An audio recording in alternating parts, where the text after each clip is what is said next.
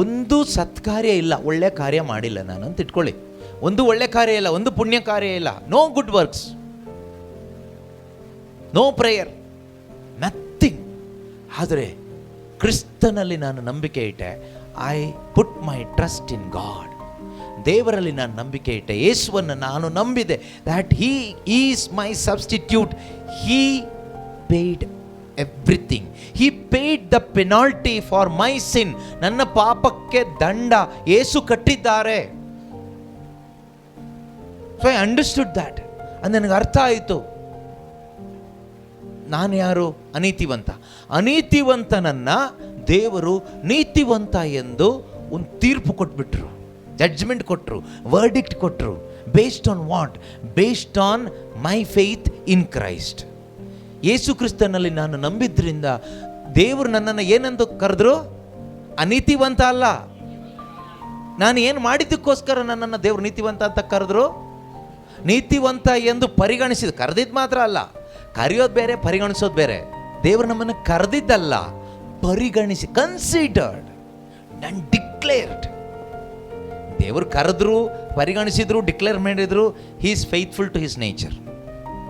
ಅವ್ರು ನಂಬಿಕಸ್ಥರಾಗಿರೋದ್ರಿಂದ ಅವ್ರ ಬಾಯಲ್ಲಿ ಹೇಳಿದ್ರು, ಪರಿಗಣಿಸಿದ್ರು, ಮನಸ್ಸಲ್ಲಿ ಅಂದ್ಕೊಂಡ್ರು, ಎಲ್ಲ ಸೇಮೇ ಆಗಿರುತ್ತೆ. ದೇವರಿಲ್ಲಿ ನಮಗೆ ನಮ್ಮನ್ನು ಜಸ್ಟಿಫೈ ಮಾಡಿ ಆಯಿತು. ಮಾಡ್ತಾರೆ ಅಲ್ಲ, ಹಿ ಜಸ್ಟಿಫೈಡ್. ಅಂದರೆ ಅರ್ಥ ಏನು? ಈಗ ಕೋರ್ಟಲ್ಲಿ ಡಿಸಿಷನ್ ಆಯಿತು ಅಂತ. ಕೋರ್ಟಲ್ಲಿ ಏನಾಯಿತು? ಡಿಸಿಷನ್ ಆಗ್ತಾ ಇದೆ ಅಲ್ಲ, ಆಗೋಯ್ತು. ಆದರೆ ಕೋರ್ಟಲ್ಲಿ ಒಂದು ಡಿಸಿಷನ್ ಆದರೆ, ಫಾರ್ ಎಕ್ಸಾಂಪಲ್, ಇವರು ನನ್ನ ಶತ್ರು, ನಮ್ಮಿಬ್ಬರಿಗೆ ಕೋರ್ಟಲ್ಲಿ ನಿಲ್ಲಿಸಿದ್ದಾರೆ. ಈಗ ಕೋರ್ಟಲ್ಲಿ ನಾನು ಹೇಳ್ತೀನಿ, ನಾನು ಇವ್ರನ್ನ ಕ್ಷಮಿಸ್ಬಿಟ್ಟಿದ್ದೀನಿ ಅಂತ ಹೇಳ್ತೀನಿ. ಆಗ ಆಯಿತು, ಇನ್ನು ಮುಂದೆ ನೀವಿಬ್ಬರು ಫ್ರೆಂಡ್ಸ್, ಎಲ್ಲ ಮರೆತು ಬಿಡಬೇಕು ಹಳೆದೆಲ್ಲ ಅಂತ ಹೇಳಿ ಜಡ್ಜ್ ನಮಗೆ ಇಬ್ಬರಿಗೂ ಕಳಿಸ್ತಾರೆ.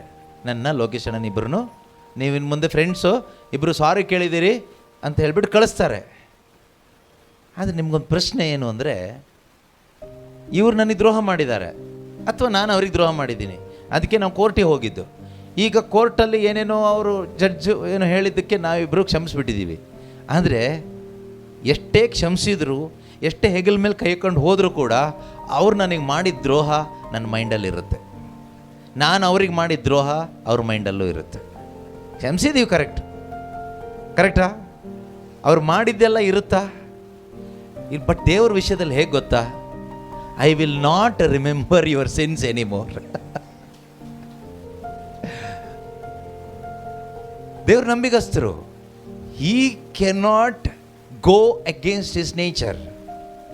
ಯೆಶಾಯ ಪ್ರವಾದಿ ಪುಸ್ತಕದಲ್ಲಿ ಒಂದು ವಾಕ್ಯ ಇದೆ, ಎಕ್ಸಾಕ್ಟ್ ವರ್ಡ್ ನನಗೆ ನೆನಪಿಲ್ಲ, 43ನೇ ಅಧ್ಯಾಯ 25ನೇ ವಾಕ್ಯ ಇರಬೇಕು ಮೋಸ್ಟ್ಲಿ. ಐಸಾಯ 43 ವರ್ಸ್ 25. ಆದರೂ ನಾನೇ ನಾನಾಗಿ ಅಳಿಸಿ ಬಿಡುವೆ ನಿನ್ನ ದ್ರೋಹಗಳನ್ನು. ವೆರಿ, ನನ್ನ ನೆನಪಿಂದ ತೆಗೆದು ಹಾಕುವೆ ನಿನ್ನ. That is amazing. ನನ್ನ ನೆನಪಿಂದ ತೆಗೆದು ಹಾಕುವೆ ಅಂತ ದೇವ್ರು ಹೇಳಿದ ಮೇಲೆ ದೇವ್ರಿಗೆ ನೆನಪೇ ಇಲ್ಲ.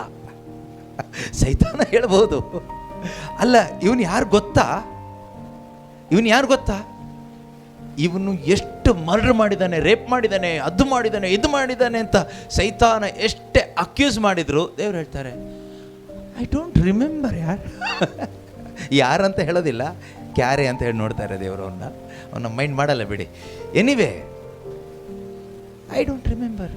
ಅಲ್ಲ, ಈ ಲೊಕೇಶನ್ ಗೊತ್ತಿಲ್ವಾ? ಮೊನ್ನೆ ಮರ್ಡರ್ ಮಾಡಿದ್ದು ಲೊಕೇಶನ್ ಇಲ್ಲ, ಜ್ಞಾಪಕ ಇಲ್ಲ ನನಗೆ,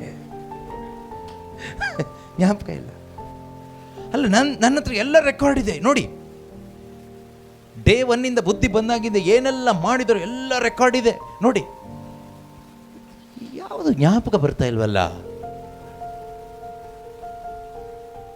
ಯಾವುದು ಜ್ಞಾಪಕ ಇಲ್ಲ. That is the power of the precious blood of Jesus.